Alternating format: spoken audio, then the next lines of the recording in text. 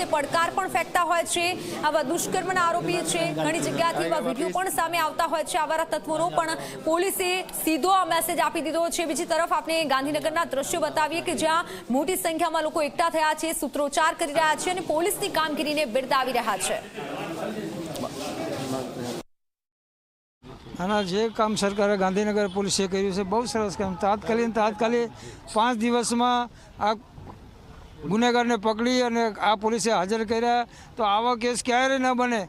ગાંધીનગર પોલીસને, પીએસને, એલસીબીને બધાને ધન્યવાદ અપાય। ધન્યવાદ, આવું કૃત્ય કોઈ ન કરે। બહુ સરસ ને સારું કામ કર્યું છે ગાંધીનગર પોલીસ એમ કે આવતા રવિવારની ઘટના બની છે તો આજે 7 દિવસમાં એને પકડી લીધો તો બહુ સારું કહેવાય અને પોલીસે સારી કામગીરી કરી છે અને એના કડીમાં કડી સજા આલો, ફાંસીનો હુકમ આલો। ફરીથી અમારે કઈ થવું ના જોવા।